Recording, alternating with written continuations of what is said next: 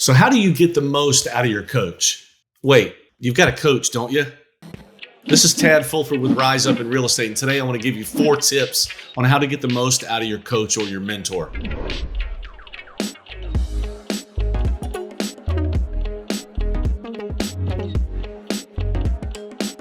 So you know all those people out there in the world that you respect, the ones that you look up to and you go, gosh, I wish I were just like them. All the people that you watch on TV, all the people that you read books by, all the famous people that you aspire to be. You know they all have coaches, right? They all have mentors. Most of them have more than one. They might have a coach for all aspects of their life. They could have 6, 7, 8, 9 coaches. Why in the world do they have coaches? And a lot of you don't. First thing you need to do is choose a coach. You need to find a mentor. You need to go seek them out. And once you've got that person, someone that can take you to the next level in whatever area of life that you want to aspire to. I guess I'm taking for granted that you want to grow. If you do, and there are different areas that you want to grow in your life, then find a coach that can help you do that. Find a mentor that you can lean on to get you there, right? If you want to grow, that's one step. Once you have that coach, I want to tell you 4 things you got to do with that coach or mentor in order to take it to the next level, in order to take most advantage of that person. This is what the experts do, so you start doing it and you will grow. Number 1, you have to show up.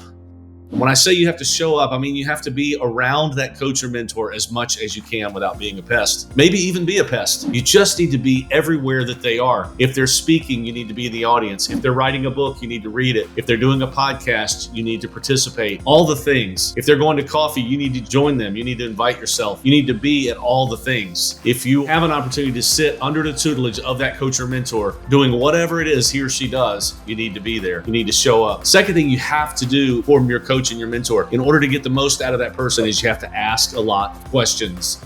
A lot of questions. And you have to think about these questions. Don't ask just yes or no questions. Ask, why did you do this? Tell me about this experience. Tell me how you came to this conclusion. Tell me a little bit about yourself before you became a coach or mentor. Tell me how you learned this one skill or this one technique in your business that helped you. Tell me what the experience was like. Ask a lot of questions. Go to all the events. Sit where you can hear and where you can have access to that person. Go to dinner, go to coffee and ask questions. Always be thinking about what you want to learn. Only allow them to tell you things, which will be helpful as you show up and sit in the audience, but ask probing questions. The things that you want to know, you've got to ask. Number 3, what you have to do, other than you have to show up, you have to ask the questions. The third thing you have to do is do the work. You have to plug in the things that you learn, you have to apply. Well, that's why we're learning them, right? You're not learning them to have a great catalog. I know none of you have a great catalog of resources behind you on a bookshelf when you do your videos that you learned at conferences or that you got at events or that you heard from people or books that you just had to get that were recommended to you. All of that information is just knowledge unless you begin to apply it. So you have to do the work. If you hear something that you're not doing, go make a change. Feel like that's going to make you more effective, go make that change right away. You have to do the work. Learning the information is going to help you win Jeopardy. Applying the information is going to help you win in life. Not only do you have to show up, not only do you have to ask the questions, not only do you have to do the work, the 4th thing that you have to do is you have to report back to that mentor or coach.